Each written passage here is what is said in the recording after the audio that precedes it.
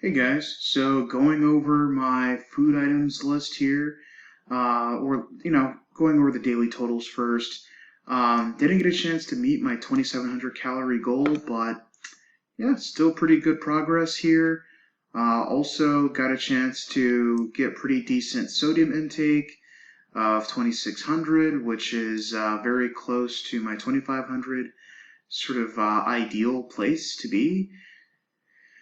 This could have definitely been a little lower. In fact, I would say maybe a lot lower had I had um, a few teaspoons, like maybe 1 or 2 teaspoons less of liquid aminos, which would essentially, 1 tablespoon is equal to 3 teaspoons. And so I noticed just for me, the sweet spot definitely tends to be, um, I want to say between three tablespoons and 2 teaspoons. That's like the minimum, but three definitely is better. It really does depend on the amount of protein I have.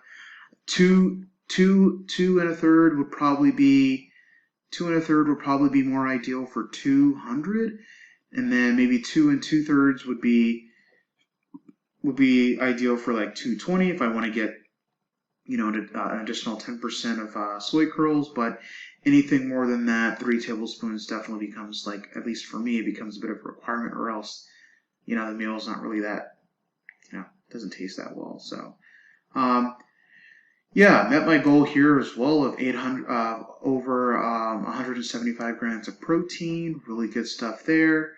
Um, I was thinking about increasing this to 200, considering that it's gotten pretty close to that, especially on gym days. I'm actually pretty shocked that this is what it is. Especially considering not only my protein goals were met in terms of grams, but also in terms of allocation of total calories from protein. Pretty good, at 31%. But yeah, really shocked because I didn't really have more than 2 servings of pea protein the entire day. Just 1 serving in the after the gym with a serving of flax. So that was pretty good. Yeah, it's going to be Easter Sunday as well, and that's when I have a chance to really go over a lot of the stuff like new ideas, think about things, and it's also going to be the first Sunday this upcoming Sunday, which is what I'm basically calling financial Sundays, right? Because that's when I go over the previous month's financial activity. So plenty of good stuff to look forward to this weekend. Yeah, so pretty good stuff. Pretty good stuff. Yeah, so in yesterday's video, I also mentioned that I would go over my weight, which the weight graph in particular. So I went over my weight in yesterday's video, but yeah, here's a weight graph. So continuous downtrend, right? If we just adjust a couple of things here, right? On a weekly basis, just gonna look at this for a moment. Yeah, so just expanded the screen. So this is pretty good, continuous downtrend, 252.6. This is pretty much the lowest weight I've ever been. Obviously, we hit our lows the last weigh-in, right, which was an unofficial weigh-in. I forgot exactly when, but didn't take place on a Monday or Thursday. At least I don't think so. But yeah, I have essentially hit my lowest weight.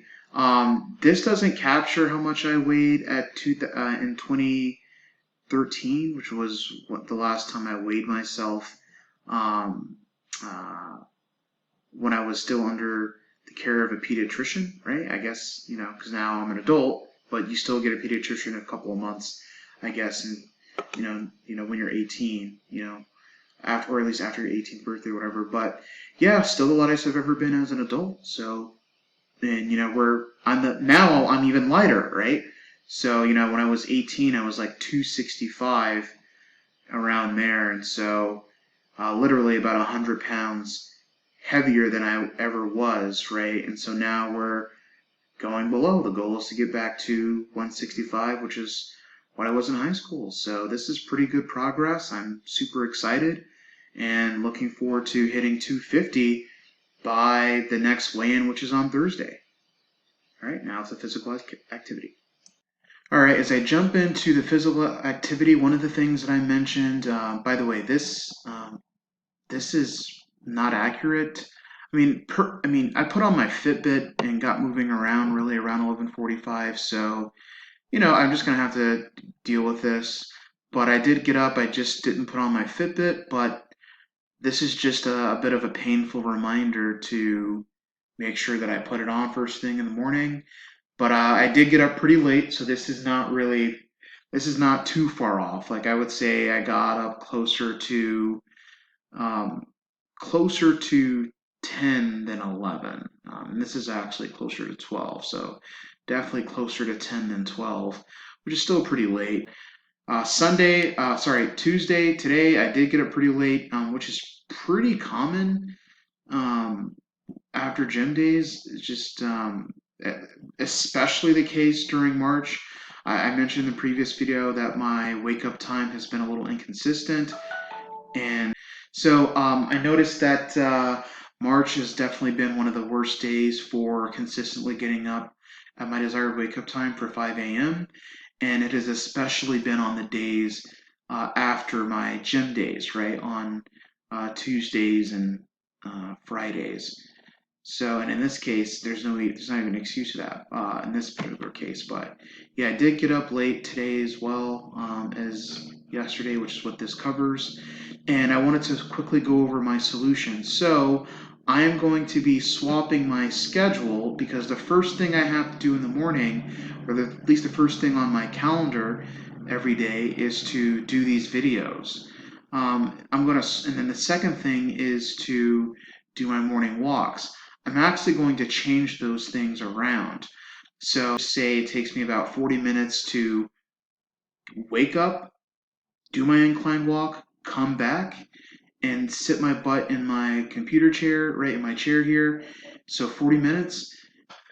The last 20 minutes of my first hour, I definitely feel like that's a reasonable goal, especially if I have like a 10 or even a 15-minute video, right? 5 minutes out of that would definitely be, in a worst case scenario, would be, you know, uh, satisfactory. And 10 minutes, right, twice as long as the video. I don't spend nearly as much time editing my videos like that. So yeah, guys, I'm re-recording this part. I tried to basically just capture my calories in versus calories out because in the previous edit, I sort of undercounted, or sorry, overcounted my calories. So I actually had a 2,000 caloric surplus because I accidentally added an additional can of beans, right? And so by taking that out, I actually went from 1665 to about this much as a deficit, which is 2080. Not only that, but I did toy around a little bit with moving things around in terms of priority because I accidentally moved something out of the way, and these things, they kind of see how crazy that kind of moves. And so I just decided to put the more priority things here in this order. In fact, I can pretty much do my videos just by capturing this screen because I know how many calories I burned. I can go here to see how many calories were eaten, and I can go here as well to see. Um, I guess this would be my goal, right?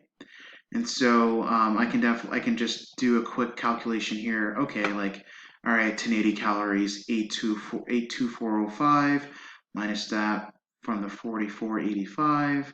Right, or I think this would be essentially the goal or something like that. So the deficit, right? So the deficit here, this minus this should be 1,000, right? Which is the goal. And so I guess that's what they mean by calories left to eat. And so I think this will also make my videos more efficient. We're looking forward to seeing this little decline here for resting heart rate. Um, yeah, also pretty ambitious here in the core activities. Yeah, I mean, everything looks pretty good, right? I mean, 98% of my goal for distance, which I notice I am getting more time yesterday and today, just a little trend this week so far of more distance walks. And so, yeah, just looking forward to improved progress. Thank you guys for tuning in, and until next time.